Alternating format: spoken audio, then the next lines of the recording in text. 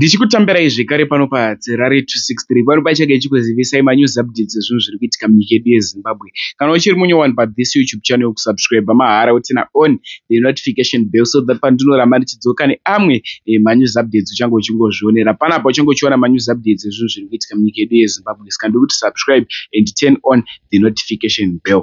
Vadikani, nyika yedu yoenda kupiko kana zvakadai so zvakuitika munyika ino yeZimbabwe? Ndine video ndinoda kukuratidzai. Video iri muchaita mutauro mucomment section ende vanhu vakawanda vachapopota nekuda kwemashoko ataurwa nechikomana chiri kufananidza Mwari nemufananidzo. So da kusiyai muchiona video, pedza kuona video ndine imwe update yemunhu akamera miti pamuviri wake, pabhodhi yake.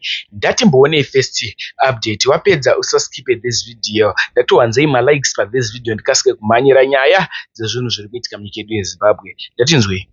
Guys, I know kuti vakawanda venyu musati mamboona Mwari. So today ndoda kukuratidzai Mwari.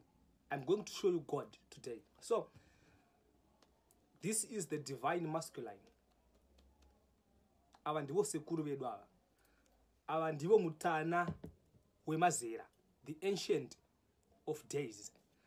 And panapa ndivo muchembere ava.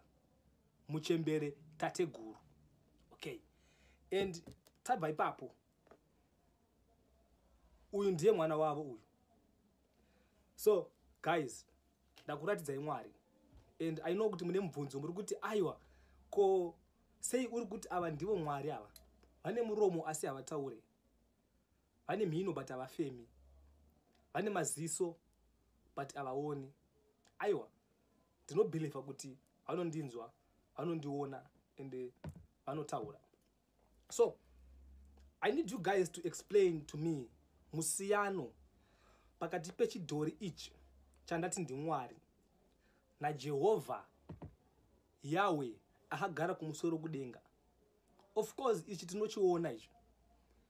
Tinogona kuchidedza achipindure because tiri kuchiona. Tinogona kuchiti muka achisinure because tiri kuchiona. But makambonzwa here voice raMwari? Makambonzwa here inzwi raJehovha?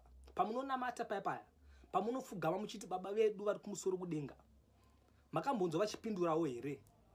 Makambovanzwa here vachipindura? Makamboona here chiso chaMwari? At least ichi tiri kuchiona ichi. You were made to believe kuti kune munhu akagara kumusoro kudenga uko kumatenga. And you are supposed kumupfugama muchimunamata muchimukudza. And nhamo dzenyu dzese anodzinzwa, minyengetero yenyu yese anoinzwa. That's why muchinamata every Sunday. But maane makore mangani muchinamata? Haapindure hanzwe. Imatsi imbeveve. Mwari nechidhori ichi zvakafanana. Mwari nechidhori ichi zvakafanana. Jehovha Yahweh nenyoka ichi zvakafanana. Musiyano ndewe kuti ichi muri kuchiona iye hamumuoni, haanzwe, haataure, imatsi imbeveve. I don't believe in any God. Vana Mwari vese guys vakagadzirwa nevanhu kukutambisai pfungwa dzenyu. Vana Mwari vese guys vakagadzirwa nevanhu kukufonyorai njere. Njere dzenyu dzakafonyorwa because makaudzwa kunzi kune munhu anokunzwai pamunonyengetera but hamusati mambonzwa inzwi rake. Muri kufire? Kana achikuonai, why muri kutambura? Kana achikunzwai, why musati mambonzwawo inzwi rake achipindura vana vake pamunochema? Makadara.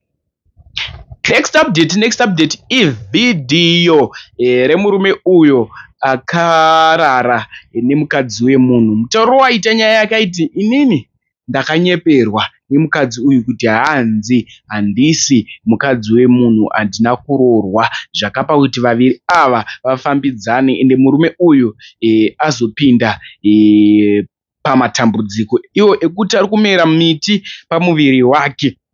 so lakusiye mchiona video apedza kuona video obva wasubscribe ndichadzoka neimwe update yake futi kuti situation yave sei nekuti pakaipa mhuri yeZimbabwe ende nyaya tiri kufambira kwadzinenge dzaitika mucomment section une interview yaurada kuti mhuri yeZimbabwe itekeshere munyika ino yeZimbabwe nhamba dzirimo mucomment section tibate ipapo tokasika kumhanyira nyaya dzezvinhu zviri kuitika munyika ino yeZimbabwe. Much love.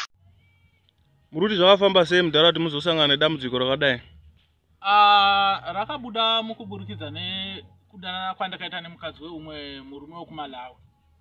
Asi inini ndichidanana naye ndandisingazivi kuti mukadzi uyu nemurume. Akatongoninyepera vachiti hana murume.